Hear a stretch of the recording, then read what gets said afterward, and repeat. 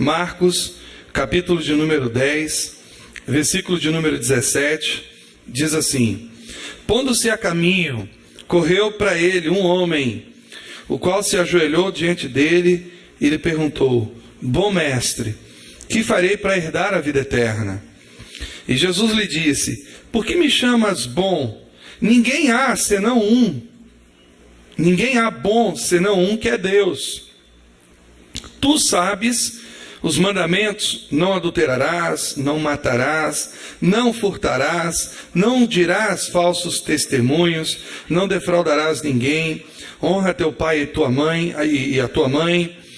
E ele, porém, respondendo, lhe disse: mestre, tudo isso guardei desde a minha mocidade. E Jesus, olhando para ele, o amou. Ele disse: falta-te uma coisa. Vai, vende tudo quanto tens e dá aos pobres, e terás um tesouro no céu, e vem e segue-me. Mas ele, contrariado com essa palavra, retirou-se triste, porque possuía muitas propriedades. Então Jesus, olhando ao redor, disse aos discípulos: quão dificilmente entrarão no reino de Deus os que têm riquezas. E os discípulos se admiraram dessas suas palavras. Até aí. Amém? Amém. Agora, vá para outro texto. Eu queria que você abrisse agora na sua Bíblia também, lá em Mateus 15. Mateus 15. Nós lemos Marcos 10, agora nós vamos ler Mateus 15.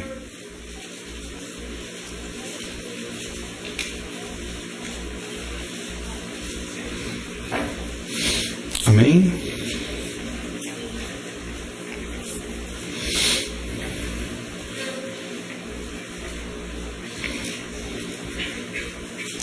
Versículo 21. Todos acharam? E partindo dali, foi para as partes de Tiro e de Sidom. E eis que uma mulher cananeia, talvez na sua tradução esteja Sirofenícia, é a mesma coisa. E eis que uma mulher cananeia, que saíra daquelas cercanias, clamou, dizendo: Senhor, filho de Davi, tem misericórdia de mim, que minha filha está miseravelmente endemoniada. Mas ele não lhe respondeu palavra. E os seus discípulos, chegando ao pé dele, rogaram-lhe, dizendo: despede-a, que vem gritando atrás de nós. E ele, respondendo, disse: eu não fui enviado, senão as ovelhas perdidas da casa de Israel. Então chegou ela e adorou, dizendo: Senhor, socorre-me. Ele, porém, respondendo, disse: não é bom pegar o pão dos filhos e deitá-lo aos cachorrinhos.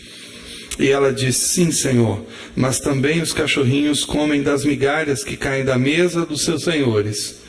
Então respondeu Jesus e disse-lhe: ó mulher, grande é a tua fé, seja isso feito para contigo como tu desejas.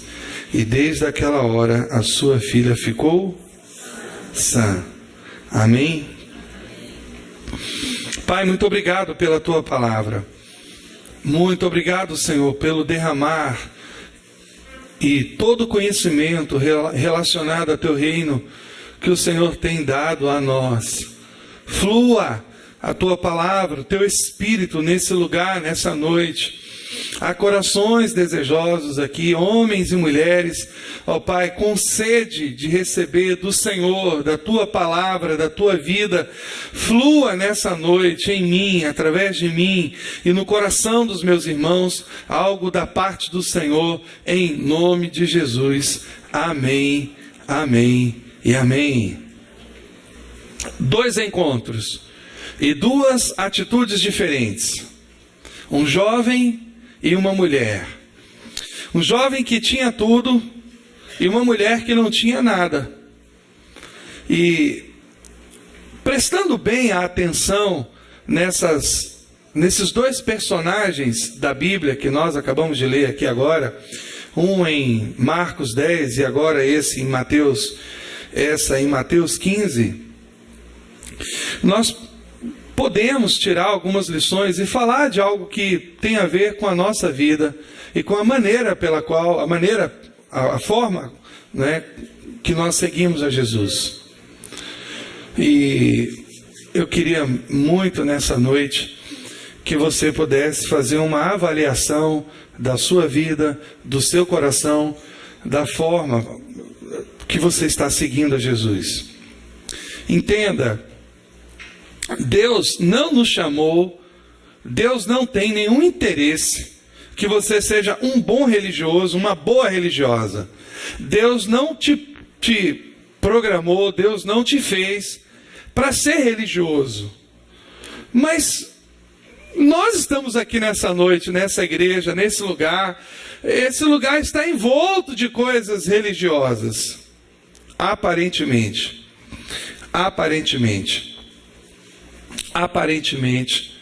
nós nos apegamos às coisas religiosas, porque muitas vezes nós não conhecemos o que é o espiritual. A Bíblia não fala de mundo religioso, a Bíblia fala de mundo espiritual. Amém, amados? E religioso é tudo aquilo que nós inventamos. Se nós vamos fazer determinadas coisas, se vamos subir de joelhos, se vamos ter determinadas atitudes, se vamos acordar a tal hora para fazer determinadas práticas religiosas, tudo isso são coisas que nós fazemos. E às vezes as coisas espirituais se confundem com as religiosas e nós não percebemos mais a diferença. E nós vamos ver que durante a nossa vida nós podemos ser religiosos e não agradarmos a Deus.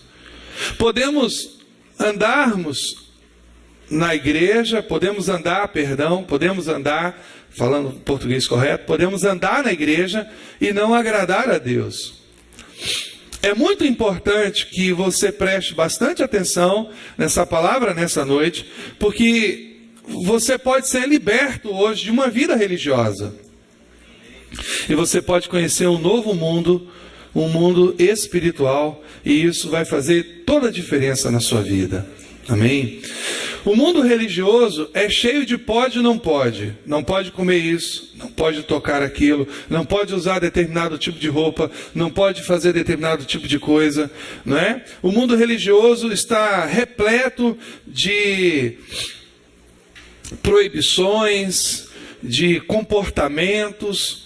E quando nós percebemos, nós estamos envolvidos nesse mundo religioso. Por exemplo, quando nós olhamos para esse jovem que nós acabamos de ler lá em Marcos, nós vamos descobrir que ele era um jovem religioso.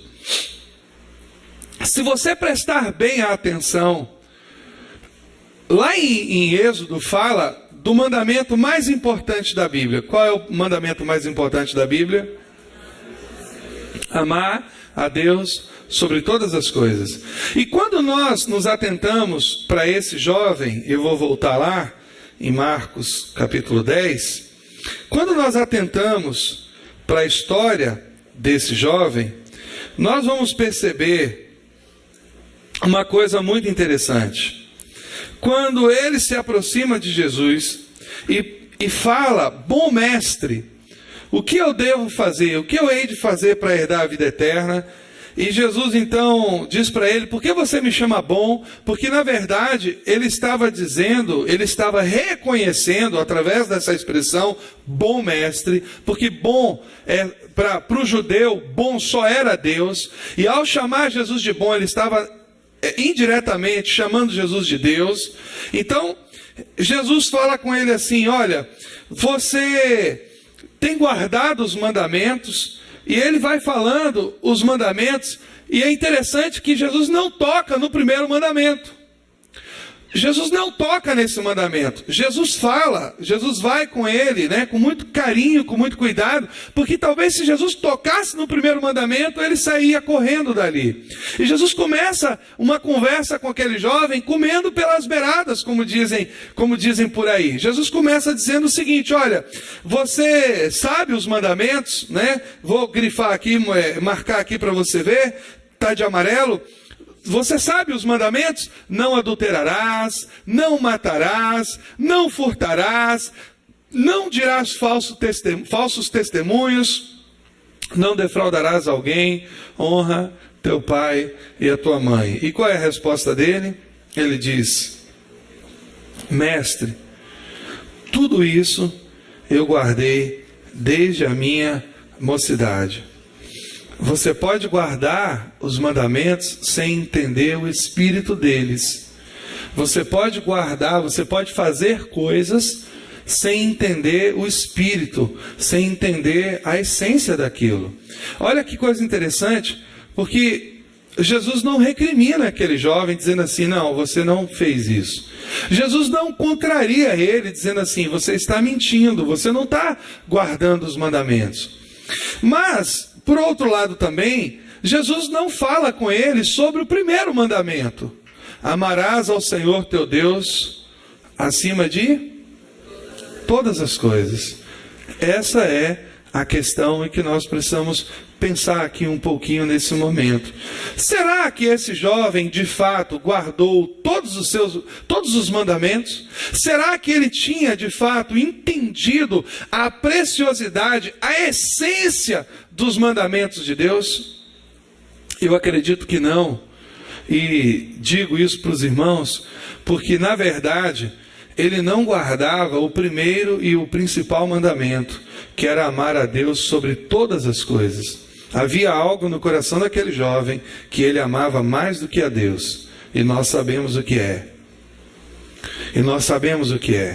Havia uma idolatria no coração daquele jovem, que não era uma idolatria muito identificada, muito visível, não era uma idolatria muito aparente, era algo oculto, era algo que estava dentro dele. E como Jesus conhecia o coração das pessoas e conhece o seu também nessa noite, aqui nesse lugar, e Jesus sabe o que está no seu coração, e Jesus sabe muito bem aquilo que às vezes toma o lugar dele no seu coração, Jesus muitas vezes lida com a gente de uma forma muito amorosa, muito gradativa. Jesus vai lidando com a gente, Jesus vai comendo pelas beiradas, porque ele sabe que se ele colocar as coisas como são, a gente corre, a gente escapole, como fez esse jovem. E o que está acontecendo aqui? Esse jovem, ele tinha um problema sério com o primeiro mandamento, que era amar a Deus sobre todas as coisas. Ele não fazia isso. Ele amava o dinheiro, e esse amor ao dinheiro foi um empecilho de se tornar um seguidor de Jesus. E aqui nós vemos uma outra característica de seguidor de Jesus. Você pode seguir Jesus de longe. Uma pessoa pode, talvez tenha que abaixar um pouquinho o retorno, Hélito, talvez esteja alto demais. Você pode seguir Jesus a uma distância confortável. Se nós observarmos aqui esse texto da palavra de Deus, nós não vamos encontrar em toda a Bíblia Jesus dar uma ordem como essa. Por isso não é uma doutrina. Por isso nós não saímos vendendo tudo que temos e distribuímos com os pobres. Porque a verdade é que o desejo de Deus é que não haja no meio da igreja pobres. O desejo de Deus é que nós não precisemos fazer isso. Porque o amor que antecede o nosso conforto, o amor de Deus derramado sobre os nossos corações, que antecede a nossa posição na igreja, que antecede os nossos sonhos, os nossos planos, seja algo muito claro no nosso coração e nós possamos diariamente compartilhar, viver, como a igreja de Atos fazia. Você viu o que está lá descrito em Atos? À medida que aquelas pessoas iam tendo necessidades, as pessoas na igreja que tinham mais compartilhavam, vendiam suas propriedades e compartilhavam com quem não tinha nada. O desejo de Deus é que a vida comum da igreja seja uma vida de comunhão, de compartilhamento, onde nós estamos sempre compartilhando a nossa vida, os nossos dons, os nossos recursos com os nossos irmãos. O desejo de Deus é que não haja ninguém no meio da igreja miserável, pobre. Amém? Esse é o desejo de Deus. E nós somos responsáveis por isso. A igreja precisa entender isso. O papel da igreja é cobrir, é compartilhar um com o outro tudo que Deus tem nos dado, inclusive os recursos. Então nós vamos ver aqui que Jesus olha para o fundo do coração daquele jovem e Jesus descobre um amor maior do que o amor por ele. E Jesus toca nessa questão, e Jesus está dizendo para ele assim, quando diz a ele: vai, vende tudo o que tens e dê aos pobres e segue-me, e vem e me segue. Jesus está dizendo para ele o seguinte: olha, na verdade, você tem de fato guardado boa parte dos mandamentos, mas você ainda não entendeu o espírito, a essência, a vida que há nesses mandamentos. Então agora eu peço a você que você guarde o primeiro mandamento, o mais importante mandamento. E ele sai, a Bíblia diz que Jesus o amou, e Jesus diz para ele: falta-te uma coisa, vai, vende tudo quanto tens. Jesus toca na questão mais delicada desse jovem. Jesus toca e diz assim: dá aos pobres e terás um tesouro no céu, e vem e segue-me. E a Bíblia diz que ele, contrariado em algumas outras traduções, triste com essa palavra, ele se retirou, até mesmo aqui fala, né? Retirou-se triste, porque possuía muitas propriedades. Interessante a gente pensar que talvez ele poderia ficar triste se ele possuísse uma só, mas ele possuía muitas, ele tinha muita coisa.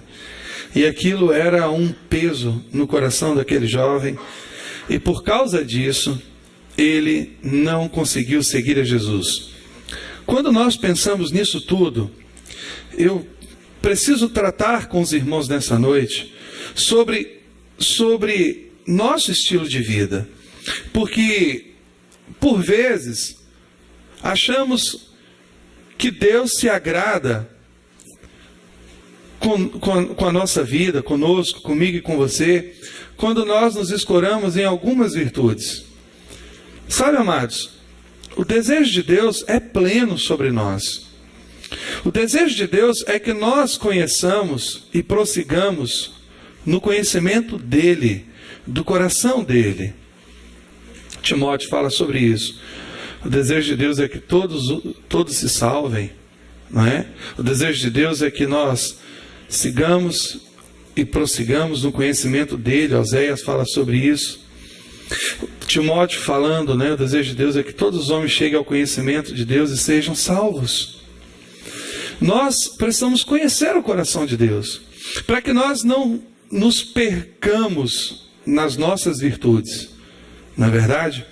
Esse jovem, ele aprendeu que Deus se alegraria, se contentaria com a vida dele se ele guardasse alguns mandamentos. E esses mandamentos que ele guardou o tornou um homem duro, religioso e distante de Deus.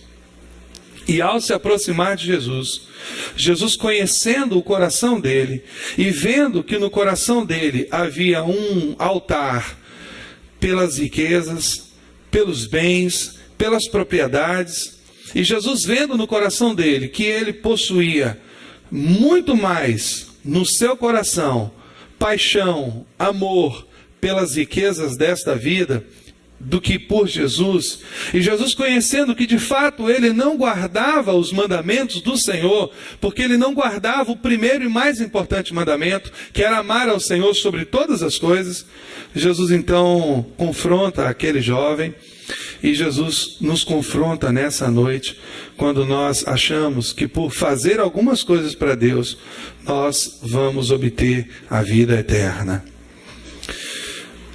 O que nós estamos tratando aqui nessa noite é muito importante. Fala da vida eterna. Deus tem vida eterna para nós. Amém? Deus tem vida eterna para você. Amém? E não é o fazer que vai determinar se essa vida eterna será sua ou não. Nós conhecemos Efésios 2:8. Pela graça, sois salvos. Isso não vem de vós, não vem de vós para que ninguém se glorie, mas é dom de Deus, é presente de Deus. Pela graça sois salvos. Pela fé. Não vem das obras para que ninguém se glorie. Vamos abrir Efésios 2:8. É um texto tão conhecido. Eu vou abrir aqui numa outra Bíblia. E eu queria que você abrisse aí também. Olha o que diz Efésios. Vamos ler esse texto. E eu quero ler esse texto porque eu acredito que você pode guardar ele no seu coração e também grifar ele na sua Bíblia. Porque pela graça sois salvos, por meio da fé. Isso não vem, é dom, não vem das obras para que ninguém se glorie. Agora, o versículo 10 é muito importante porque ele é uma continuidade. Efésios 2:10. Porque nós somos feitura sua, criado em Cristo Jesus para as boas obras, as quais Deus preparou para que andássemos nelas. Olha que contradição, que coisa interessante.